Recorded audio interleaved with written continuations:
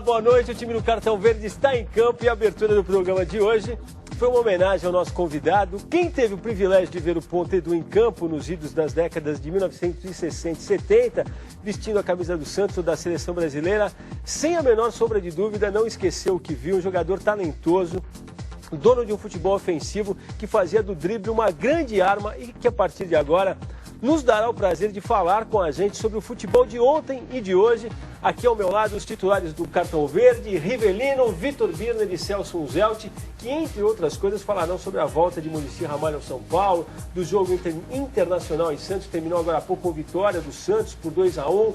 Vamos falar da vitória do Palmeiras também em cima do Asa, 3-0 e de muitos outros assuntos. Edu, muito obrigado por ter aceitado o convite.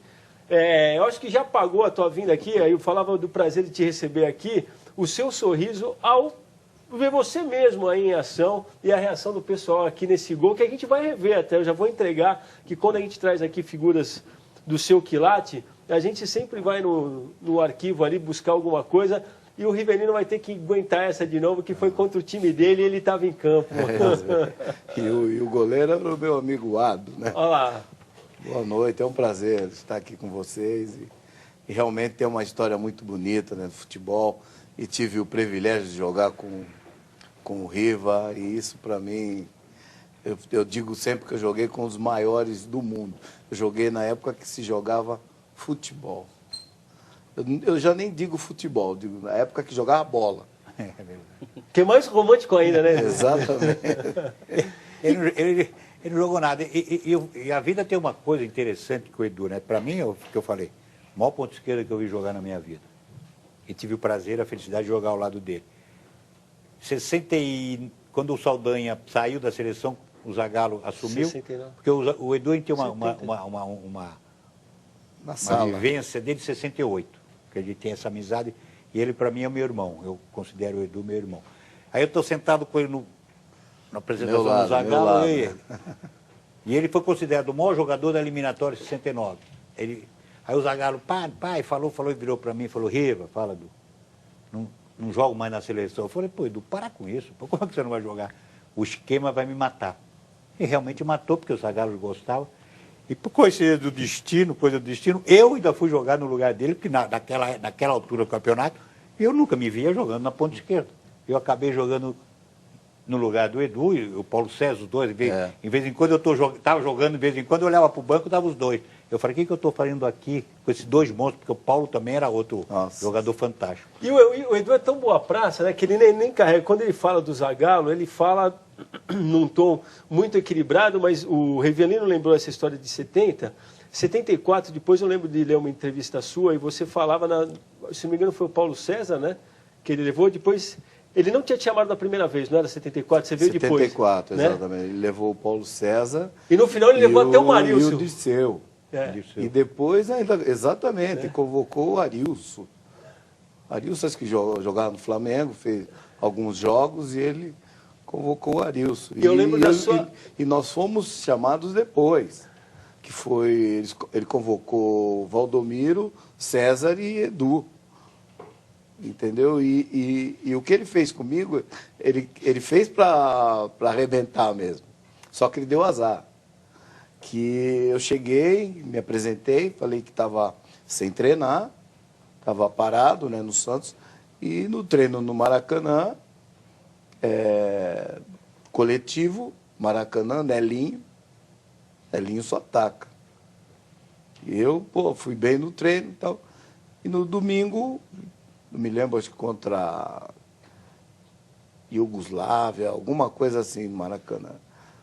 Almoçamos, estamos ali, pré-eleição. Aí ele chega e o ataque para Leivinha, Jairzinho, Leivinha e Edu. Olhei para o Chirol, já fiquei louco, né?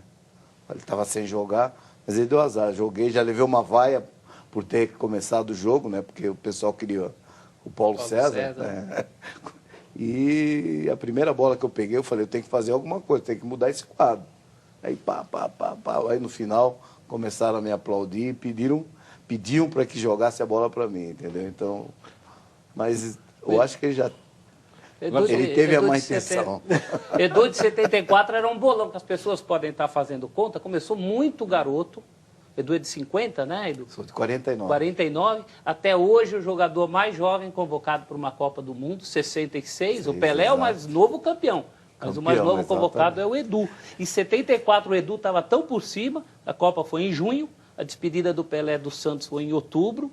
Naquela noite que o Pelé se despede na Vila, o coro da torcida era ei, ei, ei, Edu é o novo rei.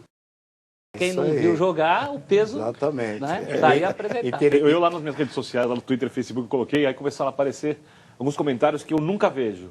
Assim, sou palmeirense, mas o Edu foi o maior ponta que eu vi jogar. Sou corintiano, mas o Edu foi o maior ponta que eu vi jogar. Isso nunca aconteceu, pelo menos isso, quando eu coloquei sempre coloco os convidados do Cartão Verde lá para o público poder assistir. Agora, uma curiosidade, você falava do Zagallo.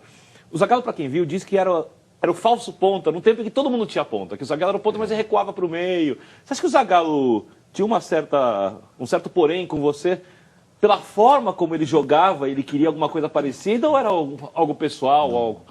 Por quê? Não, é da forma como ele jogava, eu acredito, né? Ele era a tua antítese, não era? Exatamente. Ele era a tua antítese, não era? Porque ele era um cara de fazia o contrário. Fazia exatamente o contrário daquilo. Exatamente.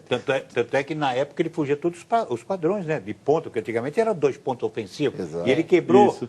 essa maneira de jogar, que ele ajudava, ele veio com aquela desculpa que ajudava o Newton Santos, que vinha combater. Então eu acredito, não é que o Edu, ele realmente não jogou agora, porque o esquema matou o Edu. Então eu vou usar os seus cabelos brancos. Então fala agora com a maior sinceridade do mundo. Você acha que isso foi avanço? Taticamente? É. Mas se você for analisar, Não dá a volta, Riva, não dá a volta. Não. Ele tinha o conceito de jogo dele. Tanto é que 70 deu resultado. E foi uma seleção que encantou o mundo. Pela maneira que ele quis jogar. Então, tanto é que ele me encaixou naquele setor que eu ali, Riva, ali daria certo. Não. Daria certo com ponto ofensivo também daria, Não, porque lembra que nós estamos assim tão concentrados, tão compenetrados em conquistar essa Copa do Mundo, Que não escapava. que não tinha como. Eu vou usar uma... Posso fazer uma pergunta provocativa? Deixa eu só... Por favor. Diga, vai. Qual o percentual de responsabilidade, de mérito do Zagallo na conquista de 70, para você que estava lá dentro? Muita gente fala que o Zagallo só entregava as camisas, né? Muito. Taticamente ele mudou muito. E era um treinador. A única coisa que a gente tinha liberdade de conversar, Zagallo, que ponto, o que eu vou fazer? Sair, se a gente sair aqui, mas ele teve isso quase 70%, 80%. Mas quem nos deu essa liberdade para conversar foi no início o Saldanha, lembra? O Saldanha já tinha isso. Saldanha tinha isso, aí entrar em campo antes, que foi tudo novidade, isso tudo Saldanha que implantou.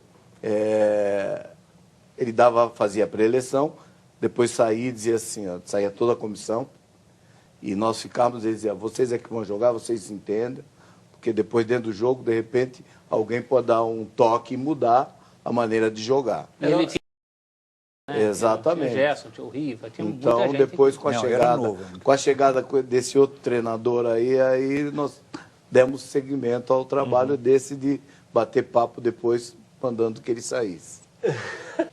Aquele gol que a gente viu na abertura aqui no clipe, que faz parte daqueles 4-0 de 1972. Exatamente. Você já tirou muito sarro do Rivelino por causa daquilo ou não? Ainda bem que não, mas eu não tomei o drible. Do Riva... também. Eu não sou bobo, eu sempre ficava longe dele. Do Riva não, mas do Ado, né? Do Ado, nós estávamos sempre juntos, né?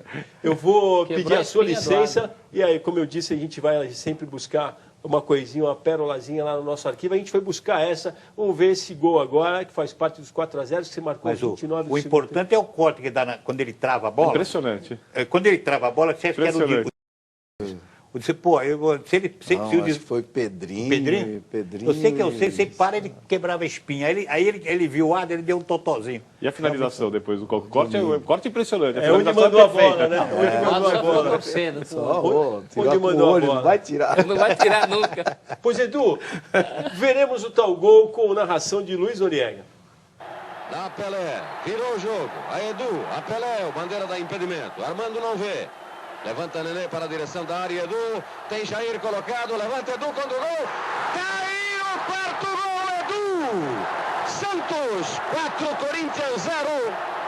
No Morumbi, em São Paulo. Levantou Edu, e levantou com muita malícia, porque estava adiantado, ele observou, não havia condição de defesa. Santos 4, Edu, Corinthians 0. E aí a gente estava vendo o gol aqui, o Edu pediu para a gente prestar atenção na reação do repórter. Eu vi um, mas tinha mais de um ali, hein? Levantando o braço e comemorando o gol. Uma perguntinha para o Edu. Onde você aprendeu a jogar futebol? Aprendeu entre aspas.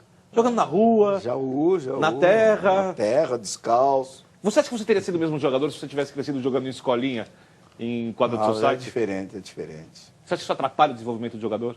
Não atrapalha. Se você nasceu com o dom, você vai jogar. Desabrochar mesmo do sintético? Você vai jogar. Você sabe com quantos anos o Edu foi jogar no Maracanã? Com 15, cara. O Edu, foi errado, Edu? Com 16 estreou e fez gol no Santos. Só não é o mais jovem a fazer gol no Santos porque o Coutinho com 14 fez com 15. Tem também um outro jogo que o Edu acabou com o Corinthians, quadrangular decisivo de 69, 3-0. O Edu acabou com aquele jogo e com um lateral, se não me engano, chamava Altemir. Do Corinthians. Corinthians e Santos. Alvacir. O Alvacir foi estreia e despedida dele. Tudo bem. Mas também, depois que quebrou o tabu, não, pera um pouquinho. Eles sofreram um pouco com a gente também. Não foi só. É que demorou para quebrar o tabu, né? Não, mas veja bem. Eu acho que eu perdi para você. O quê? O do tabu. Que tabu? Tabu. Não, tabu no Pacaembu que você deitou. Metemos 4. Lá na Vila metemos 4. O River é freguês? Mirandinha fez freguês? Não. Cadê a carteirinha? A carteirinha de freguês do River. E vamos registrar uma coisa também, falou em tabu, o Edu é campeão paulista de 77 pelo Corinthians. Quando o Corinthians é campeão depois de 22 anos, o Edu estava emprestado. E por que ele não jogou a final? Porque não só a final, o primeiro finais, né? O primeiro jogo da final com a Ponte acabou o empréstimo do Edu. Exatamente. E o Matheus não quis renovar. Não quis gastar o Santos pediu o dinheiro para renovar, né?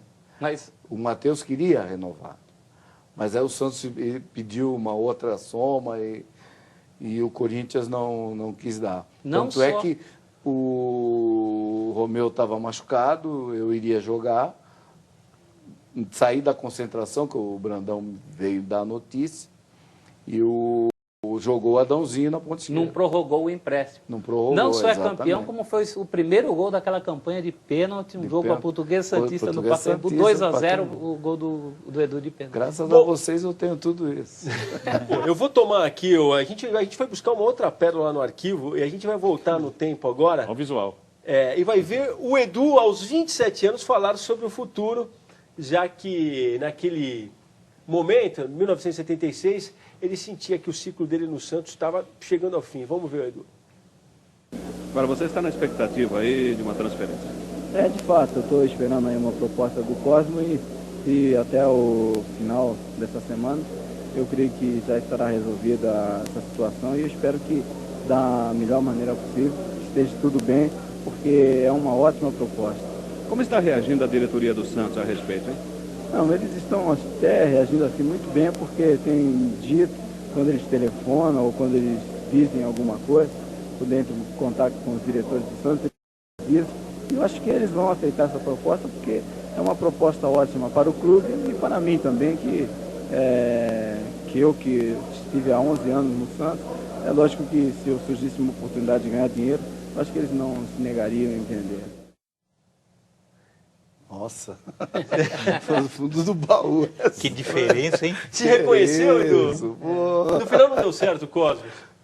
No final não, exatamente por isso, né? Porque o Santos sentiu muita facilidade quando eles vieram, e aí pediu mais. E aí eles não quiseram, o americano sabe como é que é, né? É aquilo e acabou. Só para lembrar, naquela época, havia a lei do passe, o jogador era uma espécie de escravo remunerado. Ele não tinha o direito de negociar.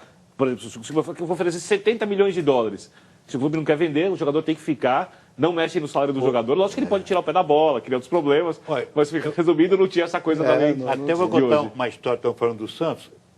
Quando acabou meu contrato, em 72, 73, o Santos veio na minha casa para me contratar E você não foi?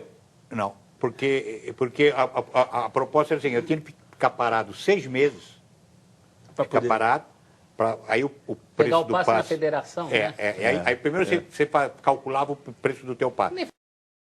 Que nem fez o Djalma Dias. Djalma Dias fez isso. Então eu tinha parado 6 meses. E o problema do Santos é que toda semana o Santos vai vender o Parque Balneário. O Santos vai vender. Aí eu vi a proposta de ficar 6 meses parado. Eu achei que também que era muito tempo parado. E eu estava no Corinthians. E estava bem no Corinthians. Não queria sair do Corinthians. Aí eu continuei no Corinthians. Não gostava de dar a volta olímpica. Eu estava muito moço para ir para o Cosmos, Edu. 27 anos. Tem aquela história dos problemas físicos. Aliás, está muito em moda o negócio do craque gordinho por causa do Walter, né? Eu acho que dos craques um pouco mais fortinhos, você foi o melhor de todos. Você tem acompanhado o Walter jogando? O que você acha? Tenho acompanhado. Mas veja bem, o pessoal dizia isso porque eu ia sempre no final da fila, tal, pá. Mas veja bem, o Santos fazia, um exemplo, né? O Santos fazia 50 jogos no ano. O Edu jogava 48, 49 jogos. Pô, como é que eu podia ser gordinho? Eu era forte. Pô, o cara batia em mim, o cara caía, porque eu era forte, exatamente. Eu preparo físico invejável. Tanto é que, graças a Deus, nunca tive nenhuma contusão séria, entendeu? Distensão, joelho, essas coisas, nunca tive. Bem lembrado, eu cheguei a ver, até que houve uma temporada, se não me engano, naquele ano de 72 que a gente viu o gol. Você fez 90 jogos, Edu. De 92 que o Santos fez. Isso aí Jogou mesmo. 90. É um absurdo, hein? Então. É um absurdo. Depois falam de hoje, né? O cartão verde. Bom, primeiro pela vitória do Santos. Olha lá, bem feito. E pelo programa de vocês. Pô, obrigado. É uma honra recebê-lo. E Muito vermelho obrigado, não tem para obrigado. ninguém. Não, dei pro massagista. Para o massagista junto com a gente, tá certo. Dá tempo de encaixar o tradicional Nelmo Prates aqui? Que fala bem, pode falar. Grande Edu, Nelmo Prates. só de olhar para o Forlan, ele está falando do Forlan, lateral do São Paulo, já doía a sua canela? Não, porque ele não me pegava. Ele não te achava? Ele só me via de costas. Quando eu dominava e quando eu partia. Mas ele tentava, hein? Tentou muitas vezes, mas era difícil. Pai do Diego Forlan, Monstro, lateral Forlan. Monstro. violento.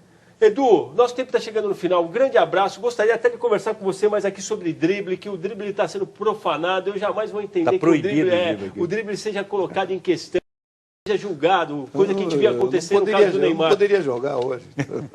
Você vê como anda o futebol, Edu. Exatamente. Grande abraço. Foi uma alegria, assim como eu sei que foi uma alegria para o nosso Riverino também, para todos que acompanharam a gente de casa, para o nosso Celso Zelt e para o nosso Vitor Vina também. Edu. Grandes figuras, hein? A minha esquerda aqui hoje estava defendida, hein? Honrando o que estava à esquerda. Só para registro. Pra provocar o Ronaldinho. Nosso livro a partir de agora é do Daniel Carrasco e a camisa do Inter do Alan Campos de Souza. No Provocações a seguir, o Antônio Abujan entrevista o rapper Dexter e também o poeta Hugo Paz, aí, ativistas culturais da periferia. A bola está com nosso encerramento de hoje também é santista, em uma homenagem aos 50 anos da conquista do bicampeonato da Libertadores pelo Santos Futebol Clube.